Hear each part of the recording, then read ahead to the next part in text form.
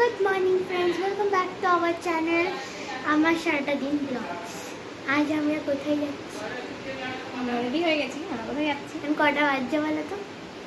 বাজছে 6:45। স্কুল নয়, কোথায় যাচ্ছি? আজ আমরা কোথায় যাচ্ছি বলো, তোমরা গেস করো। আর আমরা ওখানে গিয়ে দেখাবো আমরা কোথায় গেছি। হ্যাঁ, আর বাইরে আমার দুই ঠাম্মি এসছে। চলো।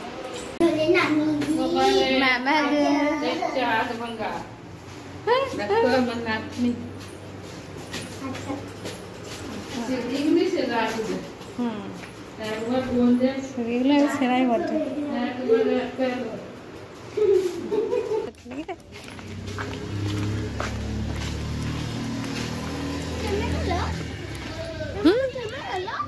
হ্যাঁ হ্যাঁ, মিষ্টি আর কতক্ষণ কোথায় যাবি? পাঁচজন বসা তোদের স্কুল যাওয়া আর আমাদের যাওয়া এগুলো দেখো দেখো দেখো, স্কুল যায় 5 জন বসে আর ওদিকে 5 জন বসে। স্কুলে গেলে গাড়িটাতে বলছি আমি সেটা তো বলছি, ইয়ে ওখানে 5 জনকে বসায়, ওটাই বললাম। বসায় 5 জনকে বসায়। আর চলে এদিকে ঢুকি দাঁড়াও তো হুড়ুড়ি কি না, আমি এ বেরে বেটা হুড়ুড়ি না না জামা বড় গাড়া ঘুমি হইলে বাইরে কোথাও যাবো কাটতে উঠি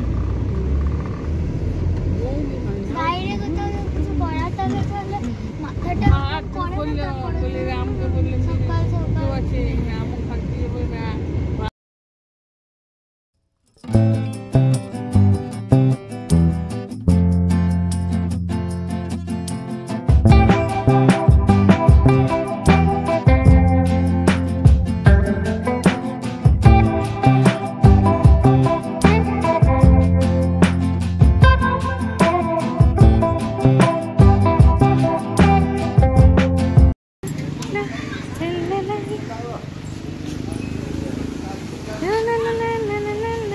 গাছটা কি সুন্দর,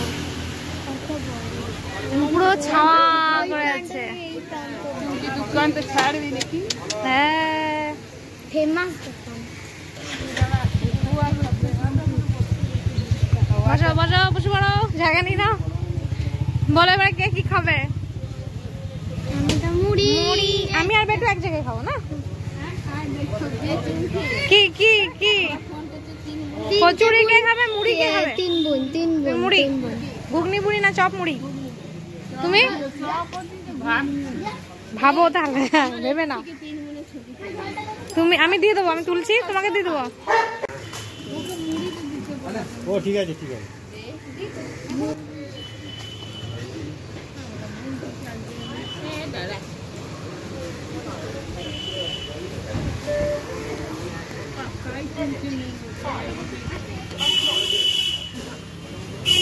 মায়ের সাথে খাবো।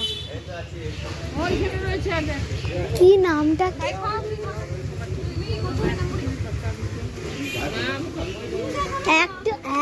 এক বাইট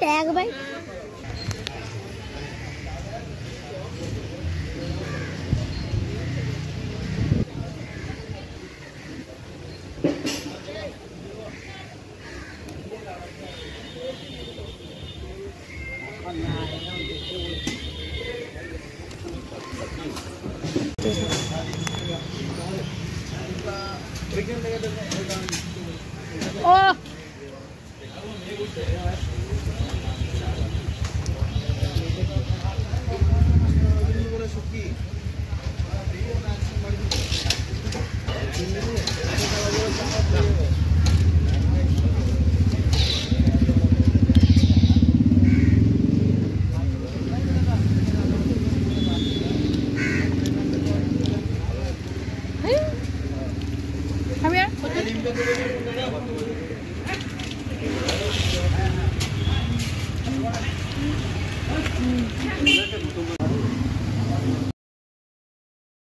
এখন খেয়ে নিচ্ছি একটু চা।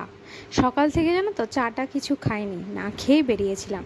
আসলে আমি সকালবেলা আমি তো বলেইছি আগে, তোমরা তো জানো যে শ্বশুরবাড়িতে আমি খুব একটা চা খাই না, বাপের বাড়ি গেলে সবাই মিলে বসে চা খেলে চা খায়। চায়ের প্রতি আমার সেরকম একটা অ্যাডিকশন নেই, কিন্তু বাইরে যদি আমি যাই তাহলে কিন্তু চা খেতে ভীষণ ভালো লাগে। ওই মাটির ভাঁড়ে ঘুরতে গিয়ে বসে বসে চা খাওয়ার মজাটাই কিন্তু আলাদা। তাই ওখানে আমি একটুখানি চা খেয়ে নিলাম।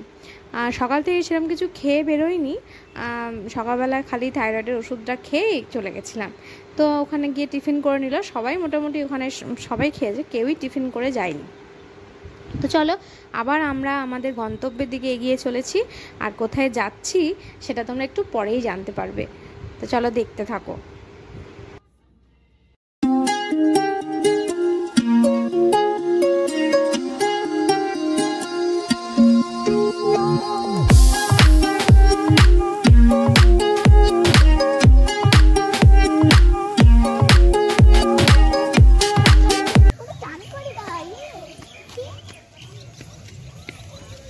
ফাঁকা রে, ভালো লাগছে, দারুন না মাসি, দারুন না? সুন্দর সুন্দর। চলো চলো চলো চলো চলো চলো, একটু সুন্দর ফাঁকা ফাঁকা দেখো।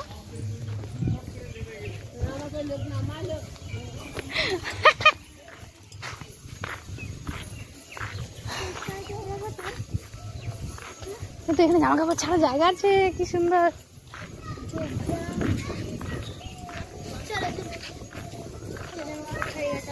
দাঁড়া আমি আগে দেখবো এত সুন্দর জায়গাটা, আগে চান করে না তারপর হাওয়াটা দেখেছিস, ঠান্ডা পুরো।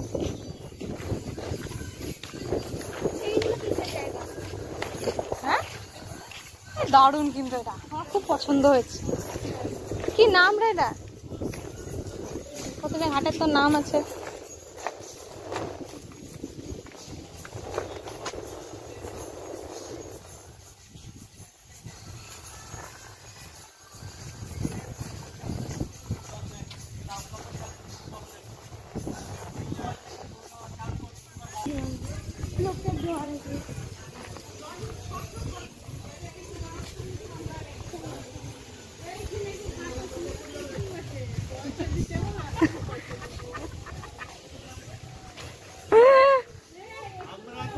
মোটামুটি 7 জন।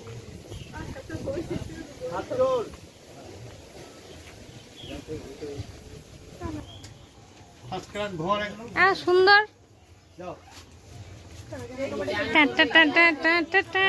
আমরা চলে এসেছি কোথায়? ঘাটে। কোন ঘাটে? কোন ঘাটে? কোথায় জায়গাটা বল? কোথায় বলো তো, তোমরা বলো। নবদ্বীপ।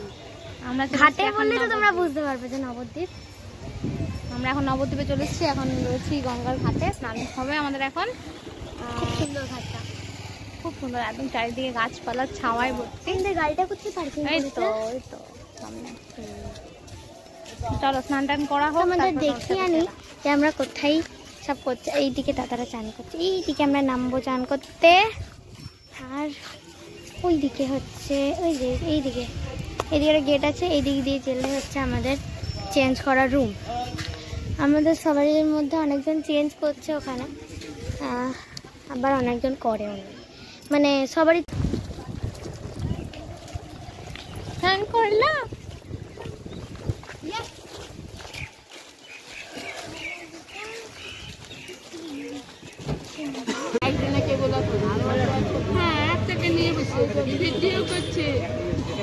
কি কি একটাকে নিয়ে কি বসে আছে বুঝতে পারলাম। মুরগি সাবধান, ভিডিও সাবধান রাখো। চলো চেপে পড়ো।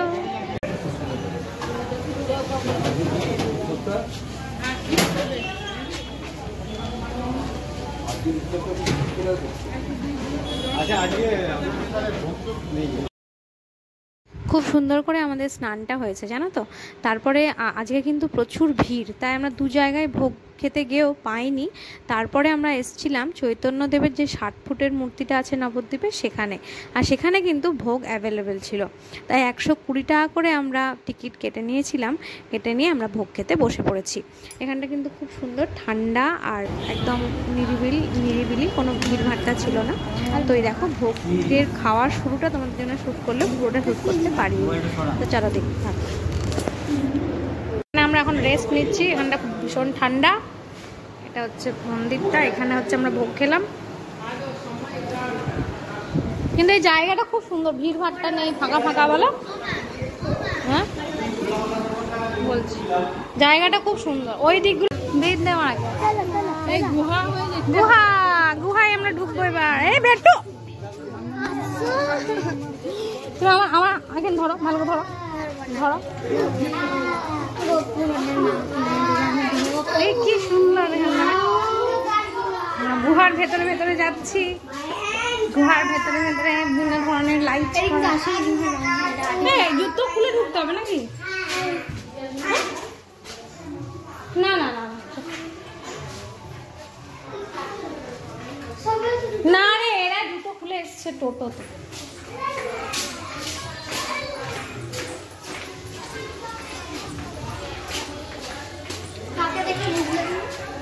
হ্যাঁ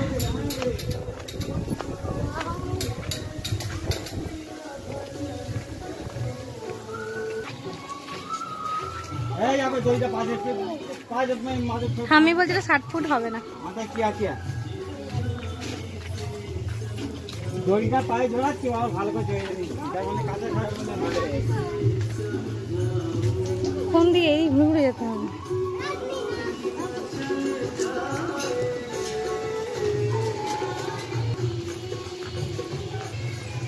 এইদিকে এইদিকে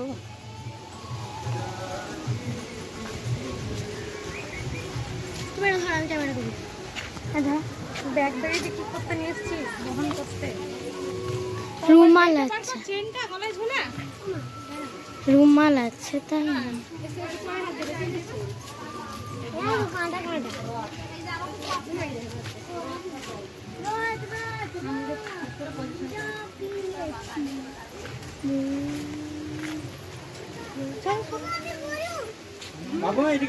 না বৃষ্টি পড়ছে।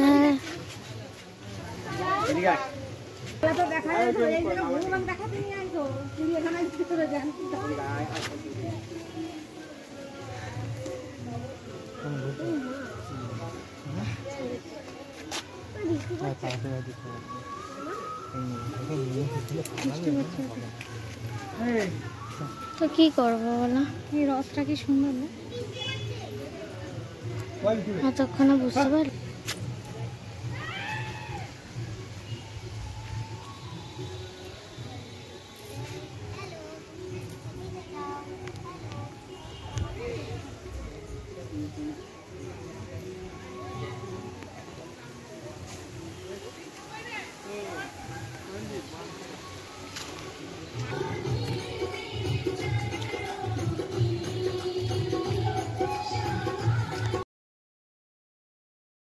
স্বয়ং ভগবানের শ্রীকৃষ্ণ রূপে পৃথিবীতে অবতার এবং তার বিভিন্ন যে রূপ, বিভিন্ন যে লীলাক্ষেত্র, সেগুলোকেই এখানে ফুটিয়ে তোলা হয়েছে।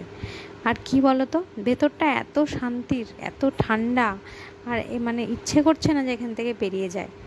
আর যখন আমরা ওই 60 ফুটের মূর্তিটা দেখছিলাম, তখন যেন ভগবান উপর থেকে মানে সেই আশীর্বাদ স্বরূপ শান্তির জল হয় না, সেটা যেন মাথার উপর ছটিয়ে দিচ্ছিলেন। এত ভালো লাগছিল জায়গাটা। আর ভিতরে ভগবানের মানে বিভিন্ন রূপ, নরসিংহের যে রূপ, সব ভেতরে করা আছে। খুব সুন্দর, খুবই সুন্দর। এই জায়গাটা আমি আগেও নবদ্বীপ গেছি, কিন্তু এই জায়গাটা আমার ঘোরা ছিল না, তাই এবারে গেলাম, মানে সবাইকে বলে এখানে নিয়ে গেছিলাম, যাতে সবাইও দেখতে পায় আর আমিও দেখতে পাই।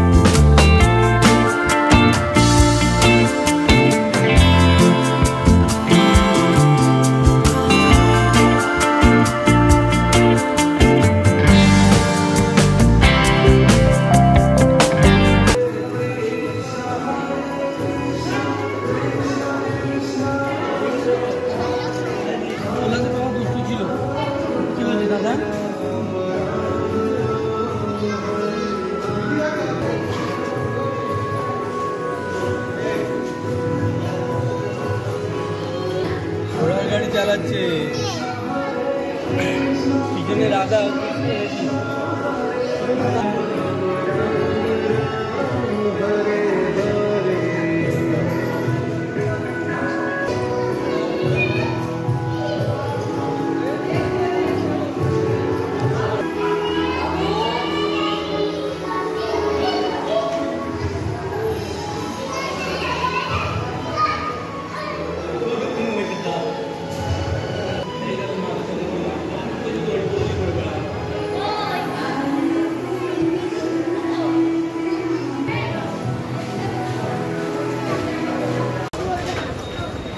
চলো, নবদ্বীপে আমাদের তো ঘোরা হচ্ছিলই, ঘোরা হতে হতে মানে এখানটা তো ঘোরা হয়ে গেল, বাকি জায়গাগুলো না মোটামুটি সবারই ঘোরা আছে।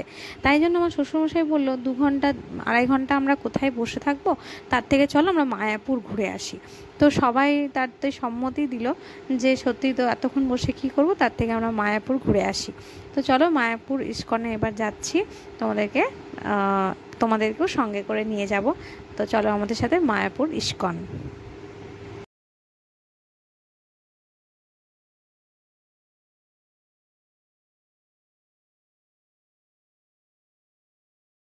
আচ্ছা, সবাইকে যখন এক ফ্রেমে পেয়েছি তখন তোমাদের সঙ্গে একটু পরিচয় করিয়ে দিই।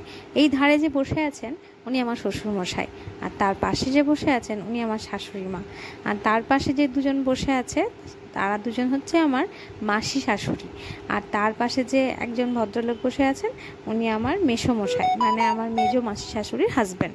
আর আমার ছোটো মাসি শাশুড়ি এসছেন, কিন্তু ওনার হাজব্যান্ড যেহেতু ডিউটি ছিল সেহেতু উনি যাননি, তাই তোমাদের সাথে এই ছোট্ট করে একটু ইন্ট্রো দিয়ে দিলাম। আর গঙ্গাটা দেখো কি সুন্দর, মানে কি বলবো, এত ভালো লাগে। আর গঙ্গা জল তোমরা ভাবো কত নোংরা ভাসে কিন্তু গঙ্গা জলের মধ্যে, কত নোংরা, কত মরা পড়ছে, কত ভাসছে, কত ফুল, কত মানে পচে যাওয়ার মতো জিনিসপত্র ফেলা হয়। কিন্তু একটা জিনিস লক্ষ্য করেছো কি, গঙ্গা জলে কিন্তু কখনো পোকা লাগে না। তো চলো যাই হোক, ওখান থেকে আমরা নেমে ঘাট থেকে মানে লঞ্চ থেকে নেমে একটা টোটো করে চলে এসেছি ইস্কন মন্দিরের ভেতরে। ইস্কনের মন্দিরটা সবথেকে বড় মন্দিরটা তৈরি হচ্ছে, সেটা তো এখনও কমপ্লিট হয়নি। তো যদিও আমরা মানে ভেতরটা খোলাও ছিল না অবশ্য, মানে আমরা গোবিন্দ আর রাধাকে কিন্তু রাধারানী আর গোবিন্দকে কিন্তু দেখতে পাইনি, যদিও কারণটা বন্ধ ছিল, ওটা 4:30 5টা নাগাদ খোলে। আর আমরা তো একটু তাড়াতাড়ি গেছিলাম, কিন্তু বাইরে কিন্তু সংকীর্তন হচ্ছিল, তাই আমরা বসলাম। আর ওখানে গিয়ে বসার পর সংকীর্তন করে তারপর চলে গেলাম এখানে। রাম রাম হরে হরে, আরেকবার জোরে, এবার ফিনিশিং কাজ।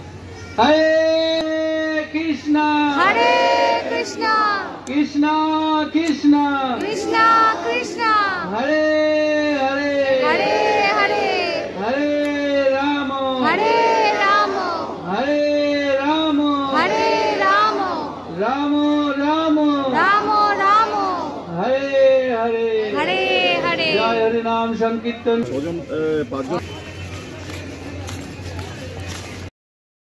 আমি জানি না যে এই কথাটা কতজন জানো, যে শ্রী চৈতন্যদেব হচ্ছে কৃষ্ণ আর রাধারানীর শারীরিক যে মানে দুটো মানে কৃষ্ণ এবং রাধারানীকে মিলিয়ে হচ্ছে শ্রী চৈতন্যদেবের অবতার নিয়ে এসেছিলেন ভগবান আমাদের পৃথিবীতে। কারণ এই কারণটা আমি যতটা জানি, আমি যতটা মানে আমি পড়াশোনা করে বা যতটা জেনেছি এতদিনে, সেটা হলো যে ভগবান শ্রীকৃষ্ণ মানে রাধা রানী কৃষ্ণের প্রতি এত ভালোবাসা, এত প্রেম, সেটাকে অনুভব করতে চেয়েছিলেন। যে কৃষ্ণ যখন থাকেন না বা কৃষ্ণের অ্যাবসেন্সে রাধারানীর মন কতটা কাঁদে, সেটা দেখার জন্য, সেটা অনুভব করার জন্য উনি রাধারানীর মনটা পেতে চেয়েছিলেন। তাই শ্রী চৈতন্য হচ্ছে মনটা রাধা রানীর, আর শারীরিক গঠনটা হচ্ছে শ্রীকৃষ্ণের। ঠিক আছে, মানে শারীরিকভাবে শ্রীকৃষ্ণ, কিন্তু মনটা হচ্ছে রাধারানী। আসলে শ্রীকৃষ্ণ আর রাধারানী দুটো তো আর আলাদা নয়, দুটো একই সত্তা, কিন্তু রূপটা আলাদা। তাই মানে বিভিন্ন রূপে শ্রীকৃষ্ণের যে পৃথিবীতে উনি এসছেন বারে বারে, তো সেটাই হচ্ছে এটা থেকে প্রমাণ হয়। আর শ্রী চৈতন্যদেব তো ভগবানের নাম কীর্তন মানুষের মধ্যে ছড়িয়ে দেওয়ার জন্যই পৃথিবীতে এসেছিলেন। এবং আমি জানি যে এটা সবাই মানে যে উনি তার মানে যে লক্ষ্য নিয়ে পৃথিবীতে এসেছিলেন সেটা কিন্তু মানে অনেকটাই উনি পূরণ করতে পেরেছেন। তাতে আবার অনেক মানুষের মানে অনেক মানুষ যে পঞ্চতত্ত্ব রয়েছে তার সঙ্গী সাথী মানে ভগবান তো কখনো একা আসেন না, ভগবান যখন আসেন তার সঙ্গী সাথীদের আগে থেকেই জানো তো পৃথিবীতে পাঠিয়ে দেওয়া হয়, মানে উনি পাঠিয়ে দেন। যেমন তার মা বাবা কে হবে, এনারাও তো দেবতারই রূপ, তো ওনারা আগে থেকেই কিন্তু পৃথিবীতে এসে যান।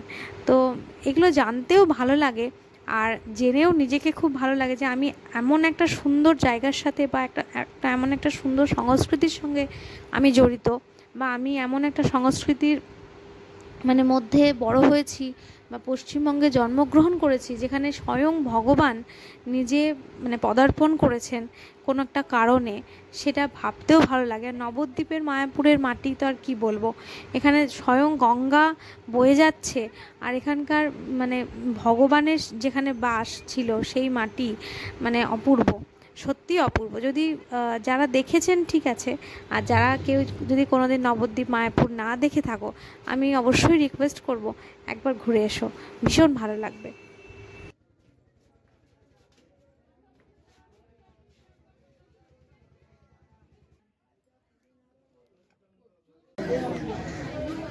এই কচুরি বলে যে পটলের মতো এগুলো আছে, গঙ্গা আমরা খাই রান্না করি।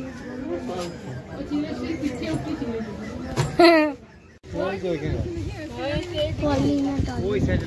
ওই তো ওইখানটা। হ্যাঁ এটা বসছি একটু।